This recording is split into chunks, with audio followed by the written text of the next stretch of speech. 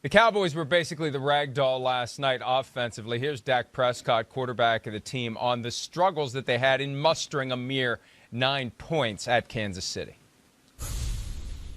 Yeah, it sucks, but I tell you, we're a confident group, and the defense did plenty enough for us to come and win this game. And so the offense didn't get the job done. That starts with me, and it starts with the way that we communicated and executed. So I've got a lot of confidence in this group, and as I said, we're a resilient group that will get better. So there's no worries or no discouragement on what our future holds. So as I said, we just got to learn from this and make sure that we take advantage of an opportunity on the road against a great team like this the next time.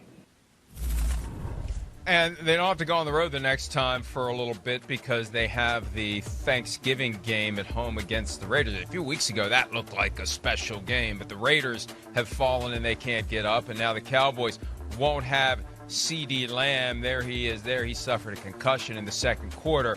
Not very simple to get cleared to play in just 4 days. And stranger things have happened, but I just would be surprised if we see him on Thursday. We know we're not going to see Amari Cooper.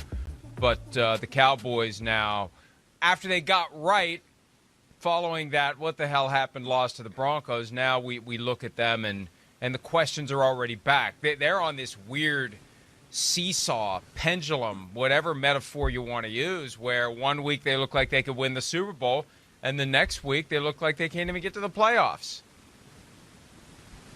Well, I mean, that's attrition, and that's the NFL, Mike. And it's how healthy can you be when you need to be, right?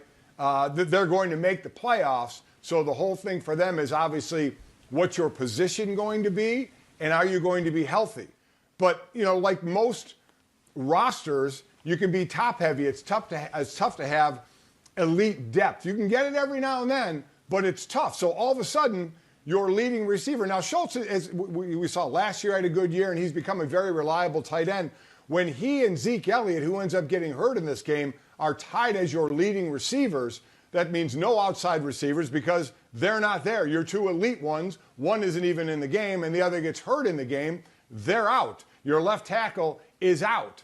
So this thing moves well when all the pieces are there. And all the pieces weren't even close to being there yesterday. So you kind of say, okay, you know, we didn't have everybody, but we plan on it. That's the whole key to this thing now.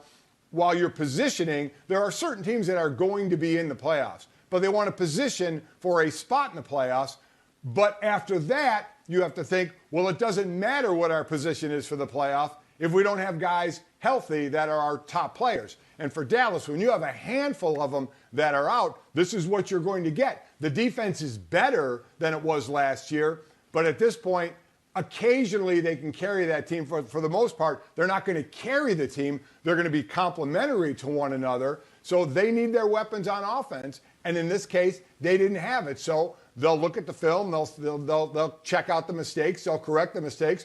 But all of them will know, well, if we play them again somehow, some way, get all the way to the big game and get to play, you know, Kansas City again, we would plan on having all our guys healthy. That's the one thing, Mike, you can't account for from the beginning of the season to the end of the season is who is going to be there that's healthy and who you can count on, and then all of a sudden they're not there and somebody has to fill their shoes.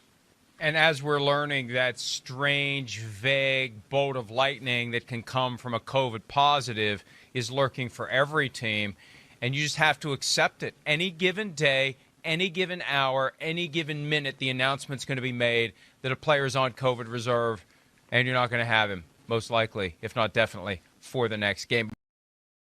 Hi, I'm Mike Tirico, and thanks for watching. Make sure to hit subscribe for the latest news and highlights from NBC Sports.